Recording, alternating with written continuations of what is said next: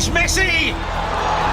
It is the cleanest of clean finishes from the best on the planet. It's time for the biggest sports stories. Liverpool, the champions of Europe, are top of the world. The biggest interviews. That such a great spectacle is ruined by such thuggish behavior. And all the analysis right here. He's the one player that has the arrogance to think that he can play in any stadium in the world and any pitch in the world in front of any player in the world and take them on.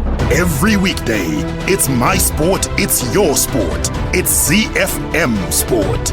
Let's join the team for the biggest show in the world of sport on ZiFM Stereo. My station, your station.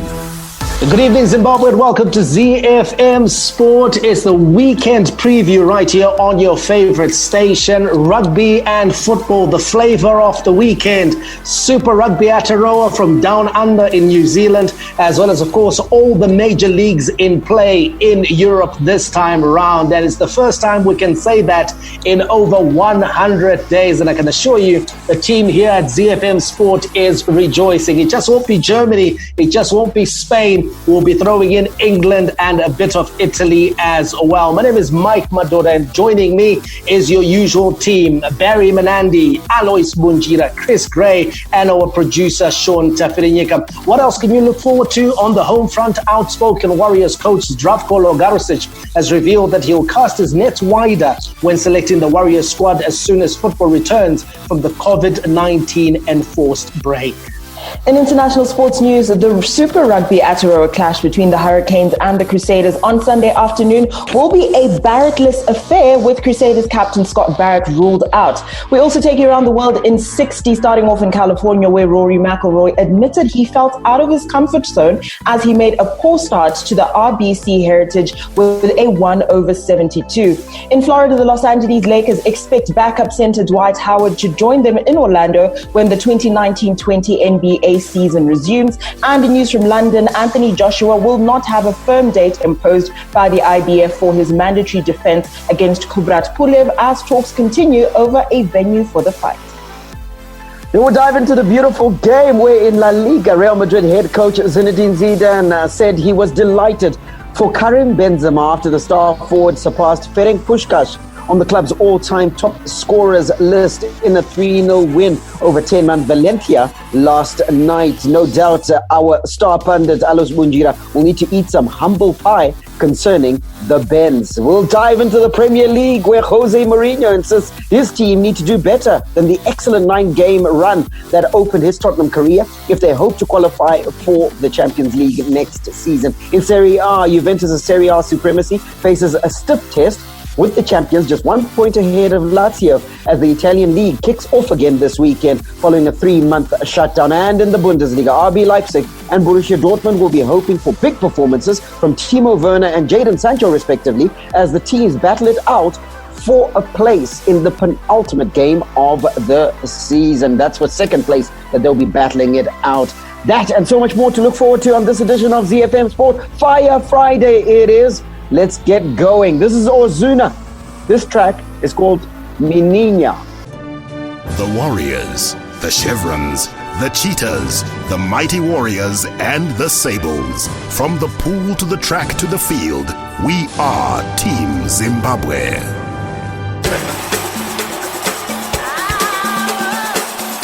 The Home Front.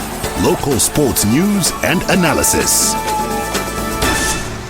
As is our tradition, we always kick off on the home front, and news is that the outspoken Warriors coach Zdravko Logarušić, popularly known as Loga, has revealed that he will cast his net wider when selecting the Warriors squad as soon as football returns from the COVID-19 enforced break. The Croat, who is still to oversee a single competitive game for the country's senior men's national soccer team since his appointment in January, says that the global pandemic has made it difficult for players, hence those who would have rediscovered their form quickly will be called, regardless of whether they are big name players or not. And that is certainly the way to go, isn't it, Alois, when it comes to selecting players for the national team? There are two schools of thought: that you go with pedigree players, those that have been there before, those that have done it. But in these unusual circumstances, you've got to go with the players that are displaying some decent form and who can perform in the moment. Yeah, of course. For me, it has always been the players that are on top form. That's actually the way to go. You have to look for it. But now, when it comes to this kind of situation, when coming from the coronavirus break, we don't know who has been performing, who has been doing what.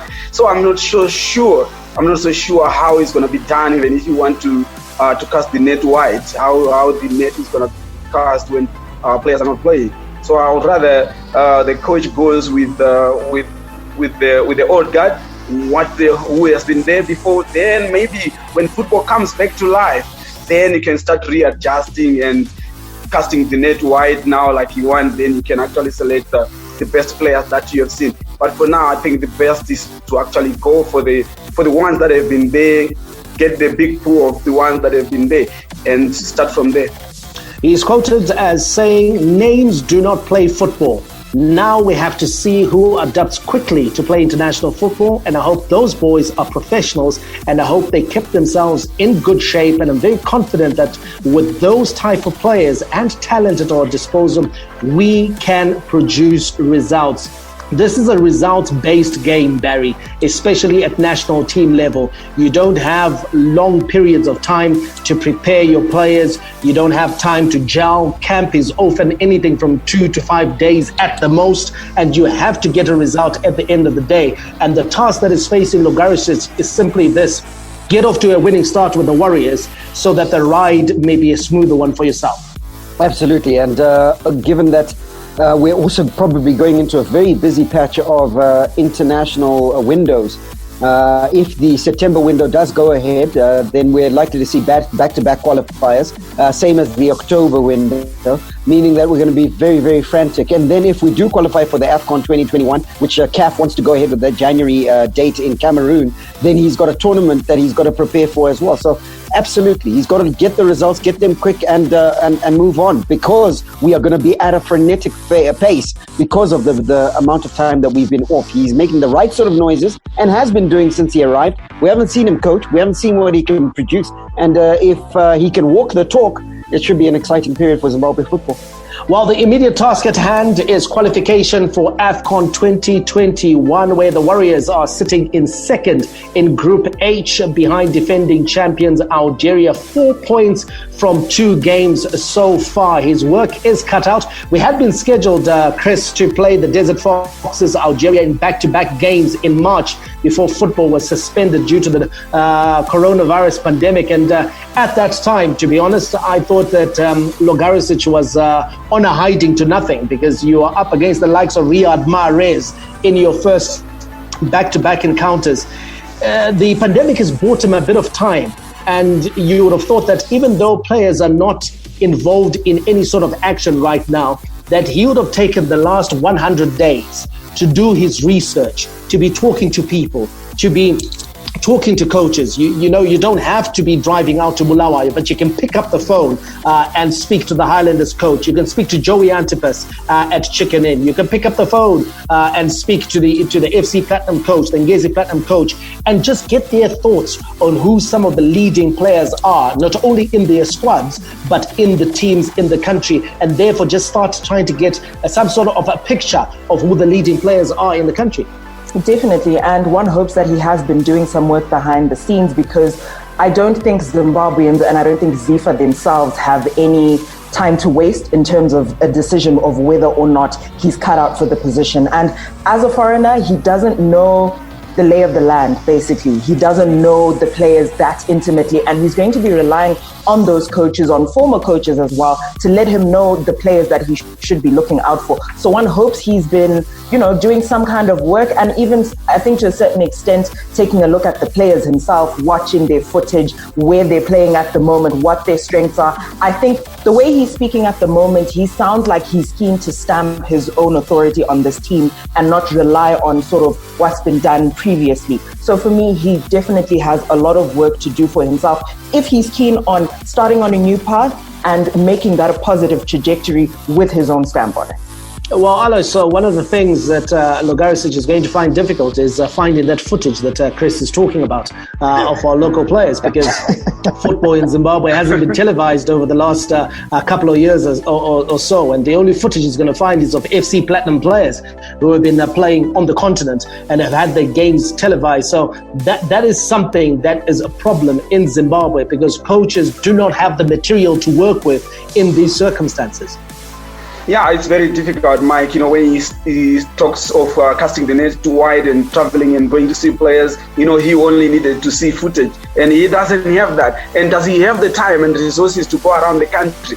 As a national team, you can't be going around the country doing trials or watching players at training. I don't think that's actually the way to go. All he needed was to get footage of Zimbabwean games, previous matches against other national teams, and all. And obviously, FC Platinum being the top team in the country, it's not rocket science that a team that has been 4-time champions in a country must have some of the best players in the country. It is what it is. So for me, I think that's where he needs to start. He needs a starting point. Like I have said, all he could do, people must just be honest with him. We're just coming from AFCON 2019. Let's be honest. We took our best players there, and most of them are relatively young. We don't have players that were over 30 at that AFCON. So that's the best start. We took 23 players there. Take all the 23 players, then talk to the coaches to hear out of the 23 players, who can we add on to those 23. You can get now, that's where you get information of a certain player at this club, a certain player at this club. If you see an anonymous name coming out, then you know that that player is good to add. Then you can start with a crop of maybe 30 players that you know that these are the best players in Zimbabwe. Then you can work out your own way from those players. If you want to start from scratch, I would pick out my own one. I don't think it's a good move. You need to start from, there is a foundation already. Start from there and pick it up from there. Barry, I remember in the early 90s, Reinhard Fabisch making a tour of the country, the legendary Dream Team coach. He came as far as field as Sanyati. Spent a full week in Sanyati, which is really in the backwaters of Zim, and was able to just run his eye over the local footballers in that area, in that district. And I think out of his efforts, Saidi was discovered, who went on to have a very long and illustrious career with the Amazulu when they were in their pomp, winning a title under Dauma Lupepe. Does Logarušić have this opportunity to do the same thing if he's to bring in a new wave, a new generation of stars for the national team? Look, he does have the opportunity. He doesn't have the time, unfortunately. So he's got to sort of short-circuit it. I think the one thing that Reinhard Fabisch had time, and also he had an organized structure with which to work. Reinhard Fabisch, I was 15 years old playing area zone football in Bordeaux area zone, and Reinhard Fabisch came and watched a game in the Bordeaux area zone. So I don't even know, area zone football isn't even being played, okay? They're not even playing football in the area zone. So I don't think he's got the time. I don't think he's got the resources. So what he's got to do is short-circuit it. And I think that Alois and Chris are spot on. He's got to just start with what was there and then build from there. Okay, well, we are building up to the return of football in England. A big match tonight. Manchester United making the trip to London. It'll be an empty stadium as they play Tottenham, but the match will not have lost its significance or its stature. Both teams pressing for qualification in the Champions League. That's all coming up in the beautiful game. But before we get there, we'll give you some local sports news, and then of course we'll build up to Super Rugby Aotearoa in New Zealand, where there's a cracking encounter on the cards in the early hours of Sunday morning. It's the Canes taking on the Sailors. Hi, I'm Warriors coach Zdravko Logarušić, and you are listening to ZiFM Sport. Sports with a difference. Z. Our local sports news roundup starts with a follow-up story. As we always say here on ZiFM Sport, we'll keep you appraised as to what's happening with the various stories. And now we give you an update on Nelchand Rajput. That is the Chevrons head coach, and he is staying put as head coach of the Zimbabwe senior men's national cricket team. Media reports have sparked speculation regarding a move elsewhere for the 58-year-old Indian mentor. However, Rajput says he is fully committed to honoring his 3-year contract with Zimbabwe Zimbabwe cricket, which runs up to the end of September 2021. Rajput has been holed up in his home country since March, when governments across the world imposed lockdown restrictions due to the coronavirus pandemic. Let's go to volleyball news now. The Zimbabwe Volleyball Association, the ZVA, has moved towards being compliant with the Ministry of Youth, Sports, Arts and Recreation's requirements by naming a pool of about 180 players for national teams. The Sporting Association to submit a pool of athletes from which to select national teams. ZBA named 30 players for each age group: the senior men and women, under 23 men and women. That the remainder are for beach volleyball teams, the senior men and women, and the under-19 squads. Let's wrap it up with the Castle Lager Premier Soccer League, where Dynamo's coach Tunderai Ndiraya Stanza says he is closely working with the team stakeholders entrusted with monitoring his players' day-to-day activities until football activities are allowed back. Some Premiership players, including those from the Glamour Boys, have been playing money games. Ndiraya, who has signed 13 new players as he bids to transform Dimbare into a competitive outfit again, said their players were under surveillance. Oh my goodness, sounds like cloak and dagger stuff. Hi, this is Mike Madoda, and you can catch me and the team for all the latest breaking news out of the world of sport, local as well as international, on your favorite station, my station, your station, ZFM. We are Z-Team on ZFM Sport. Z. From the front of the grid to the back of the net, it's ZFM Sport. International Sports News Roundup, where the world comes out to play. As promised by Mike Madoda, we deliver the Super Rugby Ataroa clash between the Hurricanes and the Crusaders on Sunday afternoon. Will be a Barrettless affair, with Crusaders captain Scott Barrett ruled out. The Hurricane star Geordie Barrett, already under a cloud due to a shoulder injury, older brother and Crusaders captain Scott will play no part in Sunday afternoon's round 2 match due to a foot injury. Hooker Cody Taylor will captain the side in his place. The men from Christchurch are set to play their first match of the competition after sitting out last weekend's opening round with a bye. They sat out, and we definitely know, Mike, that this is the team of the moment. And the last few years, the Crusaders have been far and away the best side coming out of New Zealand. We didn't get a chance to run our eye over them last weekend, but this weekend on Sunday, we get a chance to look at them, and they're playing a very, very plucky and good Cane side. Yeah, absolutely. But you take a look at the run-on 15 for the Crusaders, Barry, Joe Moody, Cody Taylor and Michael Alaalatoa, All Blacks. Sam Whitelock, All Black. All Black. You go up to Richie Moanga, All Black. George Bridge, All Black. Jack Goodyear, All Black. Sevu Reece, All Black. So you're playing a very experienced and talented team. For me, the interesting thing about this team, I think I'll be watching for Wetu Kamu Douglas, who's playing at 8th man in place of Kieran Reid, who's now, of course, moved on from the franchise system in New Zealand, as well as the All Blacks. He comes in at number 8, crucial position, especially in terms of setting up the ball for your halfbacks. And, of course, in that halfback position is Brian Hall. It'll be interesting to see that combination. That for me is the inexperience in this Crusaders side. That could be an area that could be targeted by the Hurricanes. But I'm excited to see how they go about things, and also I'm very impressed with the sort of like the planning of the organisation in New Zealand rugby as far as leadership is concerned. A lot of people would have expected that Sam Whitelock would have been skippering the Crusaders side, but already they're looking to the next generation of leaders in the All Blacks ranks. So what have they done? They've nudged up Scott Barrett to captain the Crusaders side. So he's already starting his apprenticeship and his rehearsal for the All Blacks post once they need to select someone to succeed Sam Cane, who's now the skipper of the All Blacks. So I love that sort of thinking. Sam Whitelock will remain, of course, I think, as one of the vice captains for the All Black sides, but he steps down at franchise level so that they can groom another leader.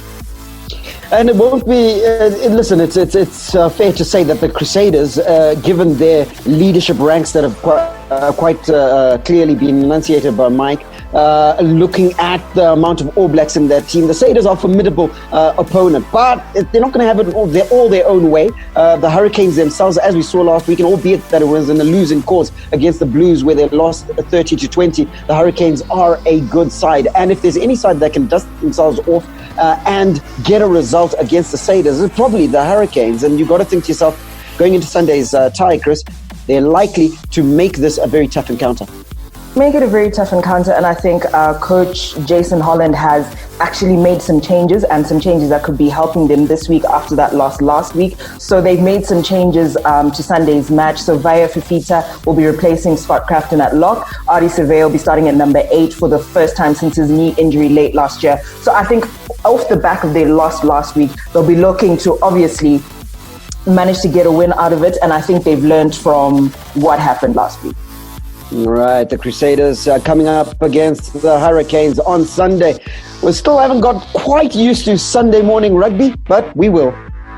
Absolutely, but before that, Barry, All Blacks loose forwards Dalton Papai and Akira Ioane return to the Blues starting lineup for tomorrow's Super Rugby Aotearoa clash against the Chiefs in Hamilton. Chiefs fans will not only be celebrating their side's first home game of the tournament, but utility back Sean Stevenson will run out on right wing for his 50th game in a Chiefs jersey. The Chiefs will be looking to build up, Barry, on that performance last time out, and just taking a look at how things went for them, it wasn't exactly the best of starts, but in terms of performance, in terms of how they went about their business as a team, they played very well, and they'll be looking to build on that.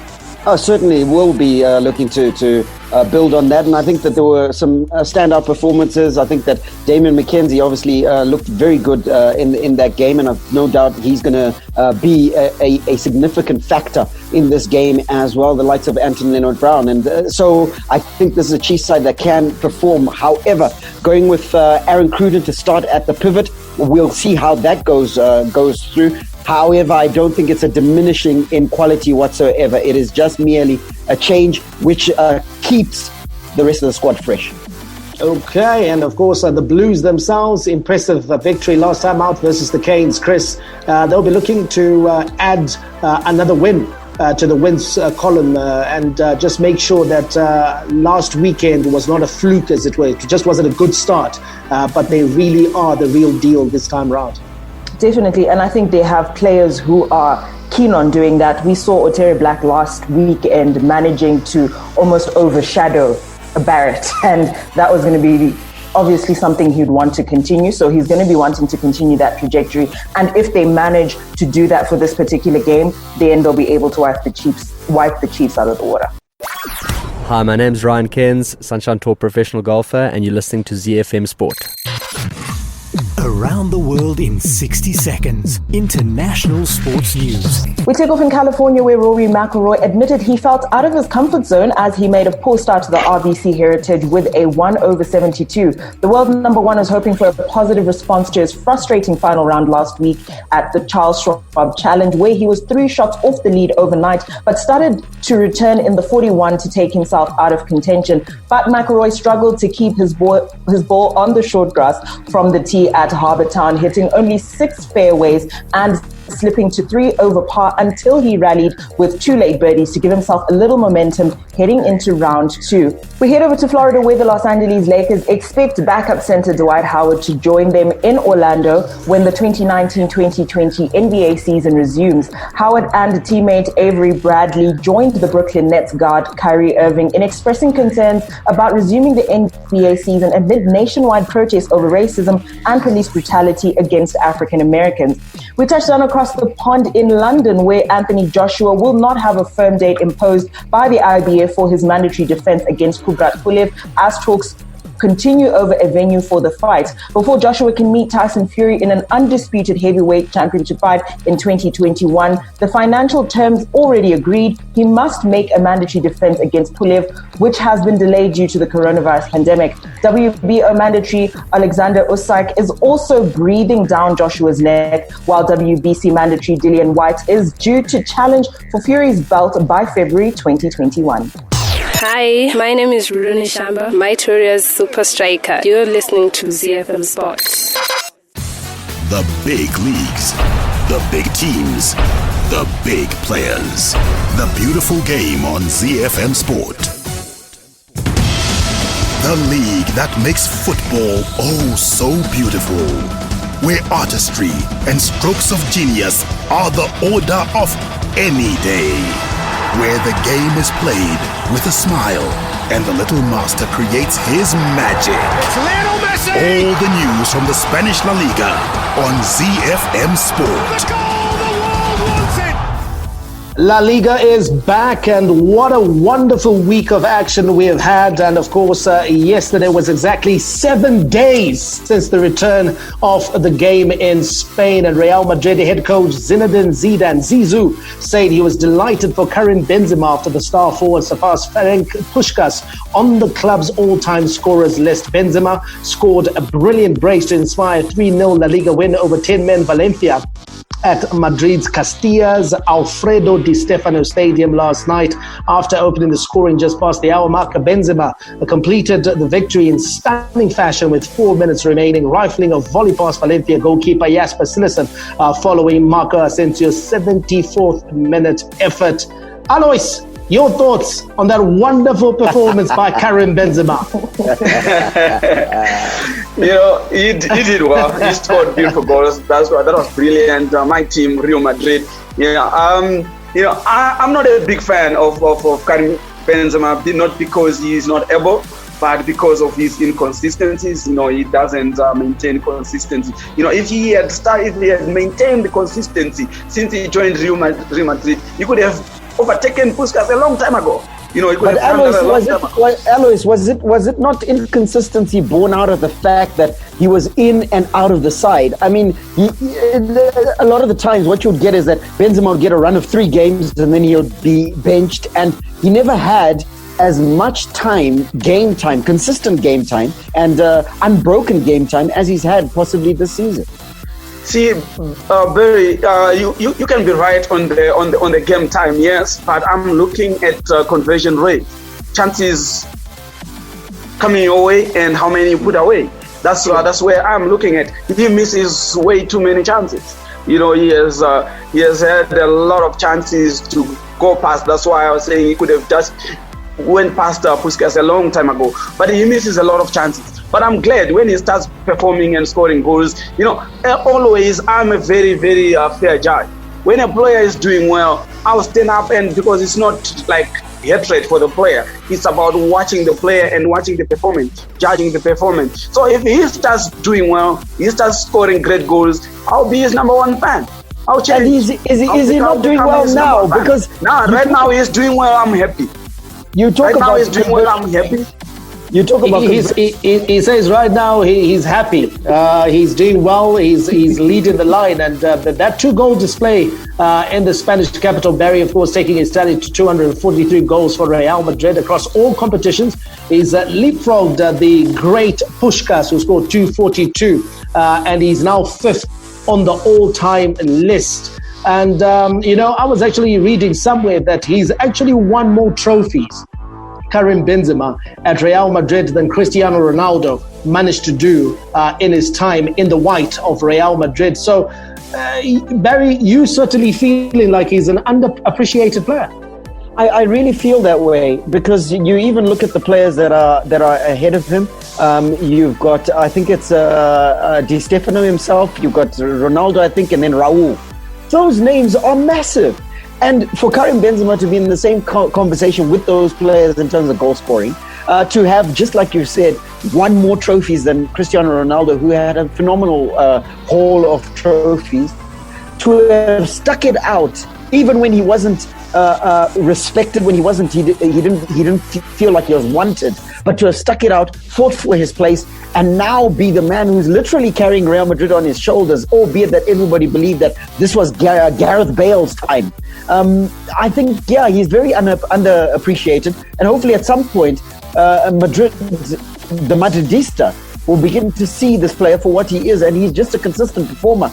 A bit like Thomas Muller, where he's not enough fun to look at, not great to look at, he's not a star, he doesn't have the star turn, but he does the business.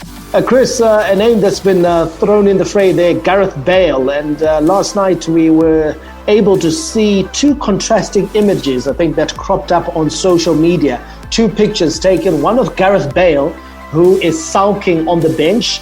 He's sitting there, looks like he's not enjoying the game, looks like he's not even with the team, in terms of just his psyche. And then we saw another one of Marcelo. Marcelo, again, another player who's increasingly dropping out of favor at Real Madrid. But he was celebrating. He had his hands up in the air and he was celebrating with the team whenever they scored. Is this an indicator, again, that Gareth Bale, Madrid, perhaps his time is coming to an end? I think his time is coming to an end, and just from the body language in those particular pictures, you can see that, mentally he's not even present anymore. His spirit is not there anymore. And I think the willingness is not there anymore either. I think even if you take a look at the last few games that he played before the coronavirus break, and you take a look at those games, he wasn't in tip-top form. He wasn't the Gareth Bale that we all know and love. So I think that mentally, I think he's left Real Madrid mentally. Okay, let's give you La Liga weekend fixtures. Granada versus Villarreal. Mallorca will take on Leganes. Mallorca trying to avoid relegation. They need to start winning their home games. The big game is Sevilla versus Barcelona. It's on tonight.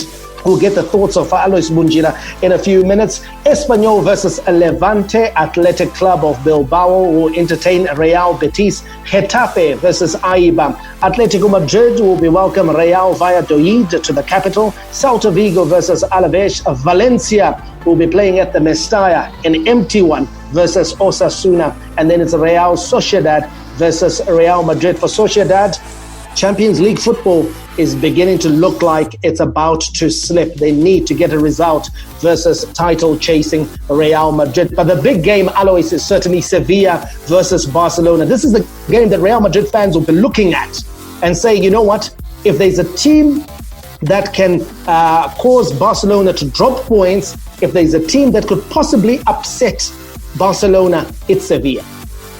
Yeah, Mike, when you were going through the fixtures and you mentioned that fixture, I thought maybe you read my mind. You read my mind because I was actually saying when I come to talk about this match, this is the first thing that I'm going to say, that this is the game that all Real Madrid there will be looking for Barcelona to draw points. This is a team that is capable. You can look at the other teams in the league, but when you see Sevilla, you are seeing a team that can help Real Madrid's cause. And obviously, we're going to be watching this match with a very keen interest because Sevilla are a very good side. Especially, I have always said, they always display two teams. One team arrives, the other day it doesn't arrive. But when they arrive, if they come with a team that does well, they will be a very, very formidable side and they can actually turn the table against Barcelona. So I'm hoping that they bring that team that I know, the attacking play, when they go forward, pinpoint passes and going forward. I hope that happens. It's going to be a very tough match for Barcelona. Barcelona themselves in top form, but it's going to be a very tough match. All the rivalry. Here is Harry Kane for Tottenham. Oh, what a goal! A classic derby goal from Harry Kane. Catch him if you can. All the stars. Oh, back here's Liverpool 2 in front. Talk about impudence. Talk about improvisation. Talk about Sadio Mane. And all the game-changing moments. And Raheem Sterling rattles it home. And once more, City are in front in a trice. All the updates from the Premier League on ZiFM Sport. All right, now Jose Mourinho insists that his team need to do better than the excellent 9-game run that opened his Tottenham career if they hope to qualify for the Champions League next season. Spurs picked up 16 points from a possible 27 when Mourinho replaced Mauricio Pochettino in the autumn, second only to league leaders Liverpool in that time. But they now need to claw back 7 in 9 games to catch 4th place Chelsea. Mourinho says Tottenham cannot afford to drop too many points in the final 9 games if the club is to qualify for the Champions League. I don't think we can lose too many points unless our direct opponents, and they are not 1 or 2, they are 4 or 5 direct opponents, unless they lose lots of points. I think we will have to try to capitalize the maximum we can. I prefer just to focus on one match at a time. One match at a time, and let's see where it takes us. Z. Alois, he's been. He was very vocal about the fact that the reason why his team dropped falls because of the absentees. He lost Son, he lost Kane, and more. Now the only absentee of note is Dele Alli, who's out for disciplinary reasons, but otherwise he's got a clean bill of health. Therefore, now we can judge him properly and see if he can deliver the results against a formidable foe. Yeah, to be fair on Jose Mourinho, he started very well, and those injuries started creeping in, and his temper, his emotions started going wild. You know Jose Mourinho, when things are not going his way, things start to look like they're going out. So I give it to him to be fair. But this time around, he has got a clean bill of health, save for Dele Alli, who I think is also a very important cog of his team, and it's very unfortunate that he is not available for this match. But the interesting thing about these games coming from the coronavirus break is that all the teams are at super full strength. So as much as he is celebrating that Tottenham Hotspur have got a clean bill of health, they are facing an opponent that is also a clean bill of health. So both teams are at full strength, and it's going to be exciting. So so it's going to be an interesting encounter. Both teams fighting for the top 4 finish as well, and we know that these are top teams in the English Premiership. So for me, this is one of the games of the weekend, not the game of the weekend, and we are going to sit back and relax. For some of us Manchester United fans, we wait to see who starts in midfield. We want to see who plays in the midfield, so it's going to be interesting tonight. And continuing with our theme of run of form. Mourinho talking about the fact that they've got to rediscover that run of form they had in the first iteration of his arrival at Tottenham Hotspur. Manchester United, their opponents this evening, are on a phenomenal run of form, which is only beaten by Liverpool. So if you think about Ole Gunnar Solskjaer and his impact on the Manchester United lineup, you think to yourself, Chris, this is a team that, in truth, if the form book is to be believed, Manchester United should win this game. If the form book is to be believed, yes. But the coronavirus break, in as much as you have some players coming back from injury as well, your Paul Pogbas of the world, we wait to see how Ole Gunnar Solskjaer actually, like what Alois was saying, how he actually sets up. I think it's going to be interesting to see what he does with that pairing of Bruno and Paul Pogba in the midfield there. So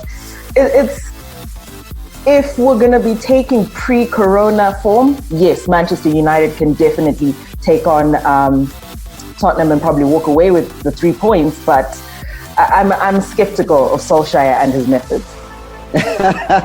Skeptical about Solskjaer and his methods. They've been delivering, haven't they, Mike, for Manchester United? And if you were Solskjaer, do you continue with the formula that has given you the results, or do you then accommodate a now fit again Paul Pogba? And if so, what does the front 6 look like in your view, Mikey? From what I've heard, Barry, is that he's been trying to accommodate Paul Pogba in the matches that they played in preparation. Some they've won. The more recent one, which they played against West Bromwich Albion, I think on Tuesday, they lost 2-1. 2-1. So it's a work in progress, just trying to find the balance, because it's not always about the quality of players at your disposal. It's about how they are deployed in the team setup, and how, if the team is able to maintain its balance. So you could be great with the ball, you could be great going forward, but then when you're without the ball, you don't have possession, then you leave the opposition with a lot of options in terms of how they can attack you and how they can exploit you. So I think that's the balance that Ole Gunnar Solskjaer has got to strike. But it's a good headache to have for any coach when you've got good players and you must select one or the other, or you must select both, and you are struggling to find out, okay, who do I drop, who do I leave? When I take a look at the attacking players at Manchester United, I look at a player like Daniel James. Sorry, guys. That's, for me, is a player who's just a bit above championship level. He's not good enough. You can't challenge the likes of Man City, the likes of Liverpool, likes of Barcelona with players like Daniel James. He doesn't cut it for me. I'm surprised that he's been given more time than the young striker Greenwood. I think Greenwood is a real deal.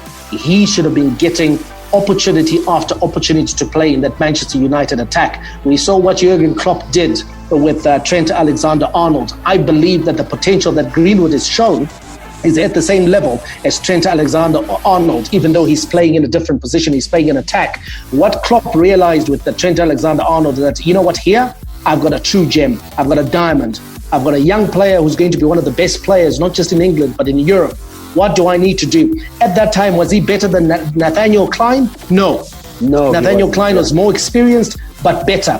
But Klopp made the decision that, you know what, in the interim, in these 6 months, it may cost Liverpool. He may get overrun in one game or the other. He may, not show experience in one game or the other. But in the long term, this is a youngster who's going to be the mainstay of Liverpool's defense. And Trent Alexander-Arnold has become that. So I would prefer the likes of Greenwood to be getting a run alongside Rashford and Martial. Those are the players that I would play in Manchester United's front three, and then pick Paul Pogba playing in the advanced position, and then Bruno behind that, partnered by a grafter. It has to be someone who's willing to do quite a bit of work. Bruno himself is not averse to work. We've seen him, he works hard, but you need a bruiser in there, someone who can tackle, feed the ball to him, because you can actually have Bruno deployed deeper than Paul Pogba, who enjoys playing further up in attack. Yeah, there you go, Manchester United fans. That's the verdict from Mike Madoda. Do you agree? Do you not agree? Catch us on social media at Alois Winjira, at Mike Madoda, at Chris Gray, at Barry Manandi, at Sean Tafire Nika. You can find us on social media. The matches in the Premier League this weekend. Norwich City takes on Southampton. Watford versus Leicester City. Brighton versus Arsenal. West Ham United versus Wolves. Bournemouth versus Crystal Palace. Newcastle United will entertain Sheffield United. Aston Villa take on Chelsea, needing to get a result. Everton takes on Liverpool, while the match tonight is Tottenham Hotspur versus Manchester United. The Nerazzurri, the Black and Blues, Inter Milan. It's Romelu Lukaku, and it was never in doubt. He's a beast at the best of times, but this season he has become a monster. The Giallorossi, the Yellow and Reds, AS Roma. Velotti has a go! Tremendous hits! That's what he's capable of! La Viola, the Purple Ones, Fiorentina. Brock Ribery seals a glorious win for Fiorentina with a sumptuous goal at San Siro. The Bianconeri, the Black and Whites, Juventus. Ronaldo seals yet another 3 points for Juventus. Tough yet colourful. The best of Italian football on Z. Juventus Serie A supremacy faces a stiff test with the champions just 1 point ahead of Lazio as the Italian league kicks off again this weekend following a 3-month shutdown. 4 postponed games will take place first this weekend, involving teams at the epicenter of the COVID-19 break. Serie A fixtures this weekend: Atalanta versus Sassuolo, Inter Milan will be up against Sampdoria, Torino versus Parma, Hellas Verona against Cagliari. Next week, all teams will have 12 games left to play, with Juventus at Bologna on Monday and Lazio traveling to Atalanta on Wednesday. Alois, Lazio seems to be keeping their foot on the pedal, and we could see Serie A slipping here and they be able to walk away with the trophy. Yeah, just like we have always said, in Serie A, it's always Juve and the rest of the teams, and it's good to see that Lazio have been doing well. They kept a very good run, and we just hope that they maintain so that they can actually stay there and stay in the Champions League position. But like we know that Juve are running away with it, and obviously we are looking at a situation whereby the other clubs are fighting for a top 4 finish. Barry, for you, Juventus, what would in the Juventus side allow for this slip up to happen? We saw in Coppa Italia they weren't able to grab that away in the final, and Cristiano Ronaldo not at his best. So could we see another situation here where Juventus let this one slip as well? I don't think so. I think the loss in the Coppa Italia may be the kick up the proverbial that Juventus needed. I think they've seen by themselves that there's work to be done, and I think they're going to do the work that needs to be done. It's going to be very tight. Anything can happen in football, but perhaps this is my heart more than my head speaking, but I think that Juventus certainly have enough. Look, they've got enough quality to get it done. They just have to, like we were saying earlier about the other leagues, they need to find the balance in that team and make sure that they get back to winning ways.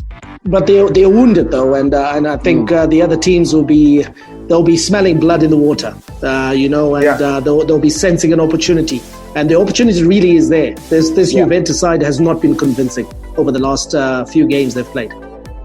All right, we'll close off with some fixtures from the Bundesliga. Cologne will take on Eintracht Frankfurt, Mainz versus Werder Bremen, Bayern Munich will be up against Freiburg, Schalke 04 versus Wolfsburg, Fortuna Düsseldorf versus Augsburg, Hertha Berlin versus Bayer Leverkusen, Paderborn will be up against Borussia Mönchengladbach, Hoffenheim versus Union Berlin, and RB Leipzig will be up against Borussia Dortmund. The weekend of sport is back. You can certainly enjoy some action for a change as the coronavirus pandemic or enforced lockdown begins to lift all around the world, and we are certainly thankful for it. But still, please do stay safe. Have a good weekend, Zimbabwe. May God richly bless you. That's my story, and I'm sticking to it. Manande, out. And it's Messi! It is the cleanest of clean finishes from the best on the planet. The biggest sports stories. Liverpool, the champions of Europe, are top of the world.